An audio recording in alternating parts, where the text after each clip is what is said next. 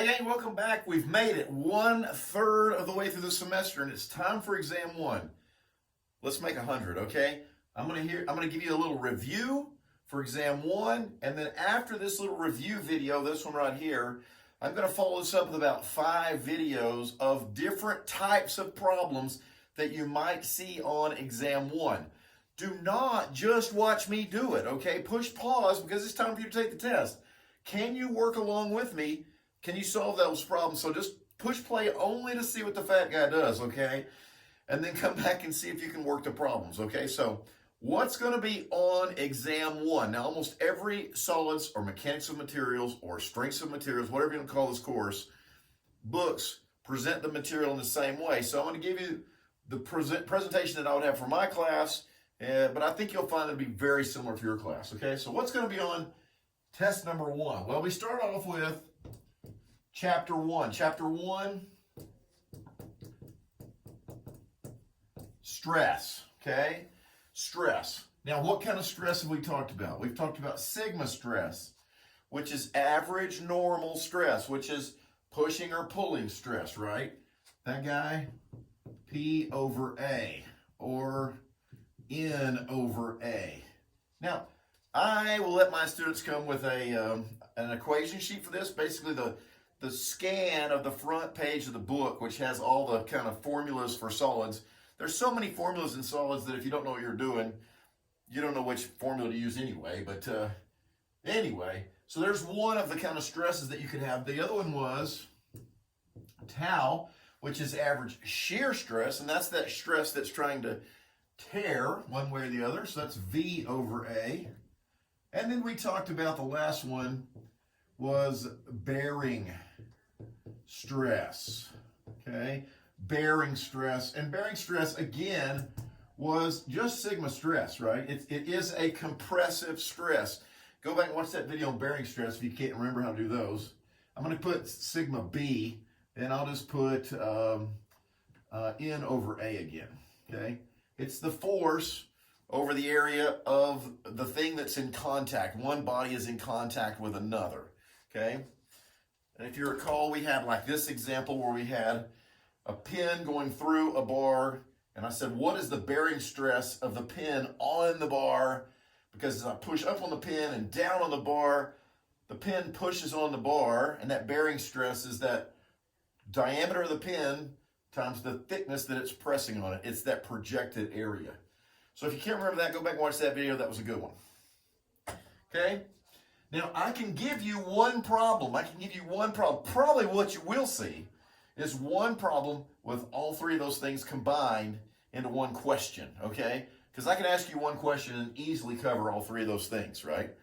So that's problem number 1. Problem number 2, the shortest chapter in the book, okay? And that's on strain, okay? What is strain? Strain, another word, is just deformation. It's how much something stretches or compresses. It's just an axial deformation, okay? So we had a couple of things in strain. We had strain was epsilon. My students call it circle E. It's epsilon, and that is, if you want to do it this way, you can do L naught, length original, minus, let's do it the other way around. Let's do length new minus length original divided by length original. Well, if I take the new length and I subtract the original length from it, what do I have? Really, truly, what you really have is just a delta L over L, right? What's the change in length divided by the original length? And that's all that is, okay? And that's called strain. And strain is measured in, remember, something like millimeters per millimeter. That's an M. Or inches per inch, or whatever, right? It's a kind of a unitless thing. It's in a length per unit length, okay? So that's just regular strain. I've got a cable, I apply a force to it. It was here, it went to there. What's the strain in the cable? Well, I know what the original length was. I calculate the change in the length. And in this whole chapter, what do I need? What's the key to do? You know what? It's just geometry stuff, okay? And I would say, probably the number 1 used thing in this chapter is the law of cosines, okay? be able, you're given two lengths, you're given an angle between those two lengths, and you're asked to find out how much did the cable stretch.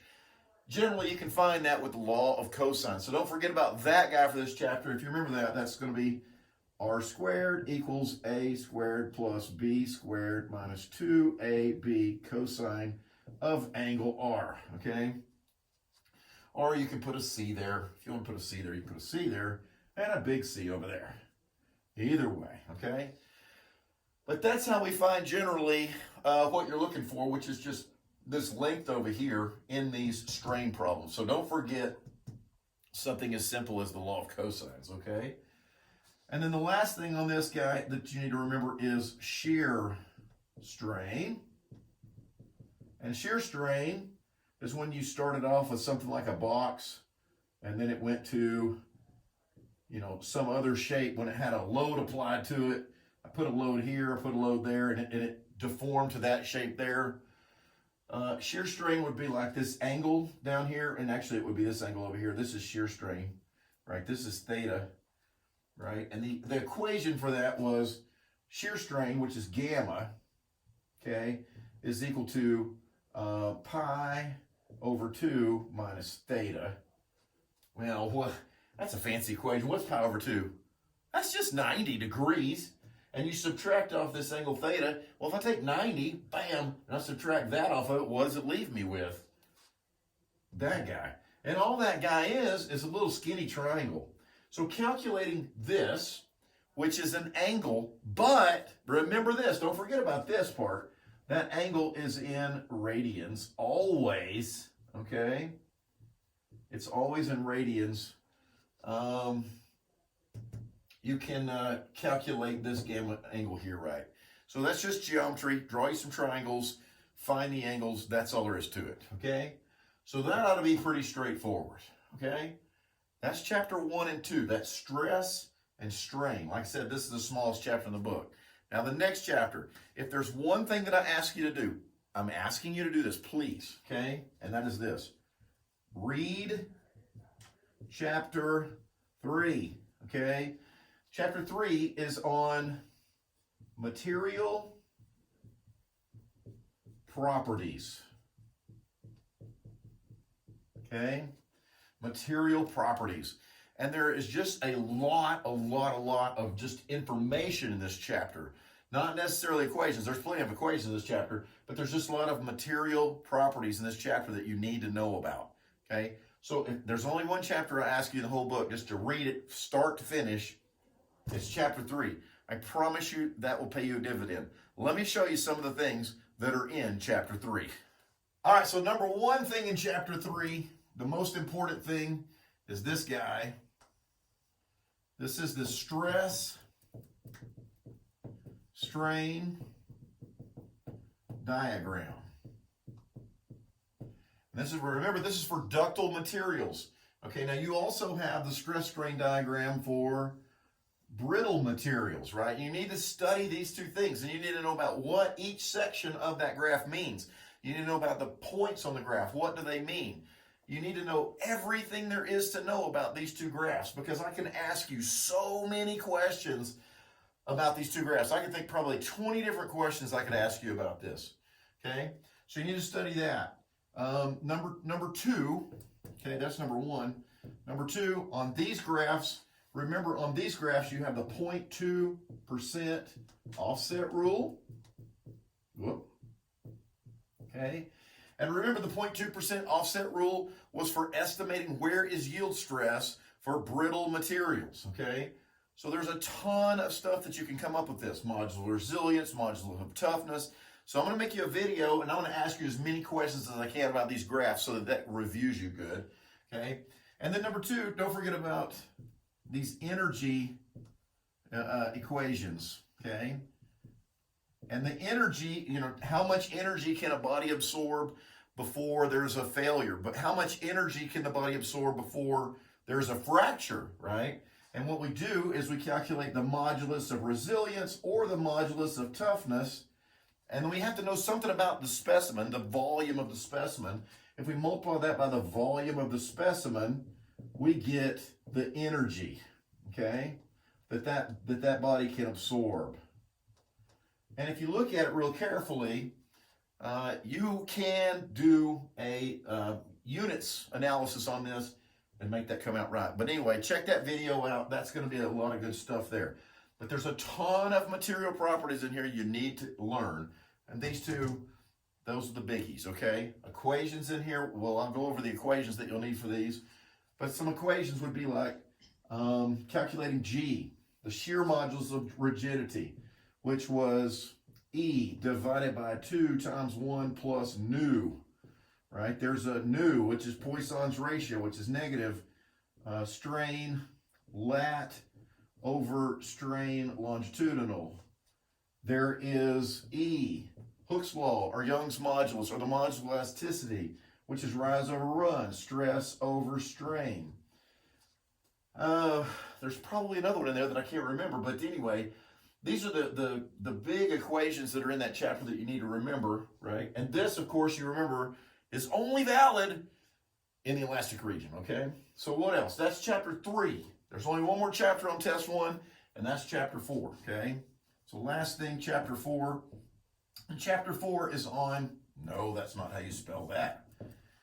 Gosh, I can't even write now.